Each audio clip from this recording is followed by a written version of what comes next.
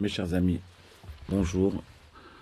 Merci de votre écoute. Je vais essayer d'expliquer un principe intéressant sur la connexion entre les midot et les mitzvot. La connexion entre les midot et les mitzvot, si vous voulez, c'est une connexion, comme ça le Rav Vital nous explique, c'est une connexion qui permet la joie, qui permet la simcha. Je vous lis le texte. Le texte, il dit quelque chose de très intéressant. Nous, on se demande, est-ce que les mitzvot sont plus élevés, sont inscrites à un niveau plus élevé que les midot ou non? Qu'est-ce qui est plus élevé chez l'homme? Les mitzvot ou les midot? Et donc, le Rav Vital nous dit comme ça, il nous dit, je vais vous lire, il nous dit, Veine inan midot, un mudbot be'adam benefesh fela. Il dit que les midot, elles sont inscrites, on en a déjà parlé, dans des cours précédents, les midot, elles sont les traits de caractère, mais on penserait a priori, les midot, elles sont beaucoup plus élevées dans l'humain que les mitzvot. Le texte de Rav Vital, dans Sharik Doucha, les portes de la sainteté, il nous dit, les midot, elles sont inscrites, je vais vous le lire,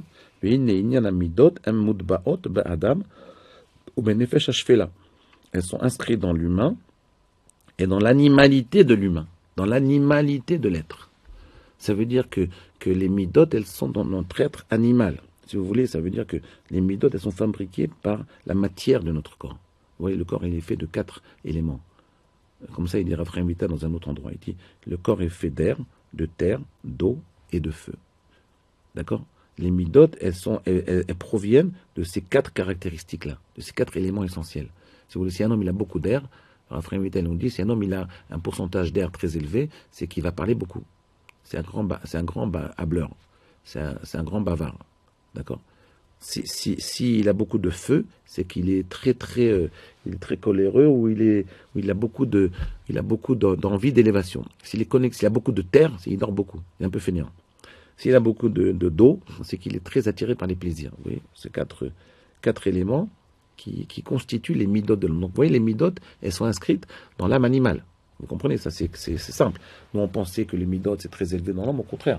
Les midot, elles sont complètement inscrites, elles prennent racine au niveau de la matière de l'humain, au niveau de la matière de notre corps.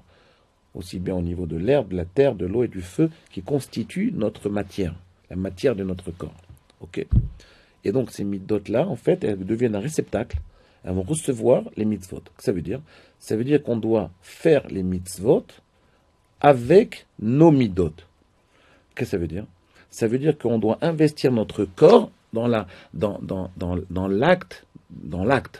Quand on fait un acte de prière, par notre fila, si vous ne mettez pas votre corps dedans, votre être ne changera pas. La mitzvah de la tfila, elle n'aura pas d'impact sur vous. Il faut investir votre corps. Quand à mes élèves à la yeshiva, je leur dis toujours, étudiez la Torah avec votre corps, pas seulement avec votre intellect. Étudier la Torah, c'est un principe, on utilise surtout l'intellect, mais en réalité, la Torah nous dit, si tu veux être Mekadesh, tu veux sanctifier ton être, il faut étudier la Torah avec tous les avec les Ramach et Vorov, Ramach et Varim, avec tes 613, avec tout ton corps, avec toutes les parcelles de ton corps. D'accord? Donc il faut apprendre à faire les mitzvot avec les parcelles de son corps. Le but, c'est d'arriver à ce que le corps, il devient instinctivement attiré par la mitzvah.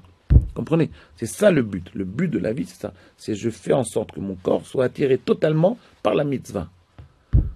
Ça, c'était un grand enseignement de Rav Wolbe. Je me rappelle, ils disaient ça tout le temps. Contrairement aux autres religions qui disent le corps, il faut le mettre à côté. Ok. Maintenant, bon. Alors, je continue le texte, donc il dit comme ça, il dit, donc, le midot, les midot, elles sont inscrites, mudbaot, be'adam ou benefesh ashvela, elles sont inscrites dans l'animalité de l'être, dans la facette la plus basse de l'être. Veine, benefesh azé, dans ce nefesh-là, qui est le nefesh animal, d'accord, kluyot, amidot tovot ve'araot, sont inscrites les bonnes et les mauvaises midot. Vehem, et ce réceptacle-là qui sont le corps de l'humain, c'est-à-dire, si vous voulez, la matière animale de l'humain, qui vont constituer les midot, elles vont être un réceptacle, qui c'est Yesod Veshoresh, chez la Nefesh Ailiona. Elles vont être le réceptacle du Nefesh élevé de l'humain, de l'âme élevée de l'humain, qui est l'âme cérébrale. Et l'âme cérébrale, et elles-mêmes s'inscrivent dans l'âme cérébrale, vont s'inscrire les mitzvot. Ok. C'est-à-dire que je décide de faire une mitzvah, après je dois la faire avec mon corps pour que cette mitzvah s'inscrive dans l'animalité de mon être. Et le mot animalité, il ne faut pas le prendre d'une façon péjorative, il faut le prendre d'une façon positive. L'animalité de l'être, le but de la vie, c'est d'améliorer notre animalité, de faire que notre animalité, que notre matière corporelle, elle soit attirée par les mitzvot. Vous voyez, c'est ça le but. On en regarde bien. Alors c'est quoi l'animalité? Alors on nous dit, bon ben, il est venu David à la fin du livre du traité de Makot, on nous dit, il est venu David, il a essayé de déposer les mitzvot sur 11 midot. Après il a dit non. Isaïe, il est venu, le prophète Isaïe, il dit non. Quelques générations plus tard, il dit non, il faut 6, ça suffit 6. Après il est venu Michael, il a dit non, mais on ne peut pas 6, c'est trop. 3 midot. C'est quoi les 3 midot? Atzne alechet, discrétion, avat chesed, générosité, et rotse mishpat, et l'envie de droiture. Il est venu Habakkuk, il a dit quelques générations plus tard, il a dit non, même ça c'est trop dur. Imaginez qu'on va faire reposer toutes les mitzvot sur la générosité, c'est impossible. Imaginez un type, il est radin comme un rat. C'est impossible de le faire dire, tu vas devenir généreux, sinon donc il ne pourra pas faire déposer. Sur la discrétion, prenez des types très agités, qui ne sont pas du tout discrets, qui se baladent avec... c'est impossible d'arriver à faire déposer les mitzvot sur la discrétion, c'est impossible. Ça ne marchera pas. Et la droiture, encore moins. Bon, qu'est-ce qu'il est venu Habakkuk, il a dit non. Finalement, j'ai trouvé une mida qui va réceptionner toutes les mitzvot, qui va être le réceptacle possible de toutes les mitzvot. Bach Habakkuk, les dernières phrases du traité Makot, il dit Bach Habakkuk, il est venu Habakkuk, et il a fait reposer, et Midan, il a fait reposer toutes les mitzvot, les 613 mitzvot, tous nos actes, ça veut dire, on peut traduire les mitzvot par nos actes, tous nos actes sur une seule mida, laquelle? Réfléchissez. Quelle mida qui va pouvoir réceptionner les 613 mitzvot? Je vous demande. Mais la réponse, je vais vous la donner une autre fois. En fait, je vais vous la dire, la mida, ce n'est pas, moi je vais vous la donner. Ba Habakkuk ve'emidan alechad, il a fait reposer les mitzvot, toutes les mitzvot sur une seule mida. Tzadik be'emunato yichyeh. Le tzaddik, il va vivre dans sa emuna. Ça veut dire quoi? C'est le tzaddik, il va vivre. Ça veut dire que ce qui va permettre à l'homme de recevoir toutes les mitzvot, c'est de développer sa mida de emuna.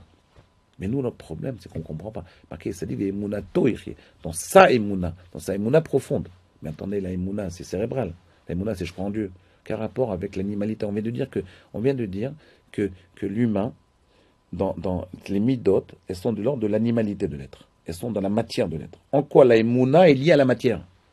En quoi la émouna, elle va se lier à ma matière? Ça n'a pas de sens. Comment la émouna, elle peut être le siège, le réceptacle de toutes les mitzvot? Qu'est-ce que ça veut dire? Comment ça marche? Comment ce truc-là, il marche? Comment ça marche? De là, on doit comprendre que la émouna, en fait, c'est pas croire en Dieu. La émouna n'a aucun rapport avec la croire en Dieu. Voilà. Encore une fois, on a été un peu, si vous voulez, trafiqué par la culture occidentale. Elle nous a appris, nous a fait croire que la émouna, c'est croire en Dieu. La émouna n'est pas la croyance en Dieu. Alors qu'est-ce que c'est? Mais on va essayer de réfléchir. Réfléchissez. Vous voyez, donc c'est quoi la joie? C'est connecter le corps et l'âme.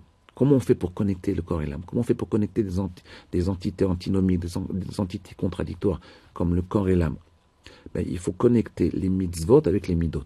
Les mitzvot, si vous voulez, c'est je décide cérébralement, intellectuellement de faire une mitzvah, et je dois essayer de l'appliquer sur mon corps. Quand mon corps s'investit dans la pratique d'une mitzvah, s'investit avec toute son énergie, alors là, à ce moment-là, je ressens une joie très forte. Là, j'arrive à commencer. Vous voyez, quand par exemple, vous mangez un croissant. Vous voyez, je vous donne un exemple. Vous voyez, quand j'étais plus jeune, j'avais 16 ans, j'allais étudier chez Rav Naouri à rue Richer. Rav Naouri, il nous donnait un cours tous les dimanches matins, de 7h du matin à midi. Vous voyez, et au milieu, on faisait la tfila. Quand le soleil se levait, c'est vers 9h, on faisait la tfila. Et on était une dizaine de jeunes. Vous voyez, je me levais le matin, j'habitais à Nanterre, et je prenais le RER, et on arrivait rue Richer. Après le métro, on arrive à rue Richer. C'est une nuit noire, très très froid. Quand j'arrive là-bas, je me rappelle Rav Naouri et son épouse, ils nous offraient des croissants. Il y avait une odeur incroyable de croissants. Et donc toute ma vie, jusqu'à aujourd'hui, je lis l'étude de la Gemara avec cette odeur de croissant. Dès que je recommence à étudier, même tous les jours, je fais un cours de Gemara à la Shiva, à mes élèves. Tous les jours. Le mercredi, je fais un cours à tout le monde, tous les élèves. Eh bien, avant de commencer le cours, je ressens une odeur de croissant. Ce sont les croissants de Rav Naouri. Vous voyez, la Madeleine de Proust, si vous voulez. Les croissants de Rav Naouri. Vous voyez, connexion entre l'envie d'étudier la Torah et l'envie de croissant. C'est ça la connexion entre les midot et les mitzvot. J'étudie la Torah avec mon corps, pas seulement avec mon intellect. Et quelle est la mida sur laquelle on va faire reposer toutes les mitzvot? Il nous dit, il s'agit de la émouna. Si on réfléchit, de quelle émouna s'agit-il? Voilà. Je ne vais pas vous donner la réponse, réfléchissez. Même si à la rigueur, on comprend que la émouna, c'est la foi en Dieu, eh bien, ce n'est pas entièrement faux. Et si vous n'écoutez pas le cours prochain, eh bien, c'est pas grave. Vous allez rester avec cette vision-là, que par la émouna, par la crainte de Dieu, on va faire entrer toutes les mitzvot dans la crainte, dans la foi en Dieu. Bon, c'est un peu superficiel, mais c'est déjà pas mal. Mais dans le cours prochain, on va essayer d'expliquer de quelle émouna, qu'est-ce que la Torah, elle veut dire dans le mot émouna. À bientôt.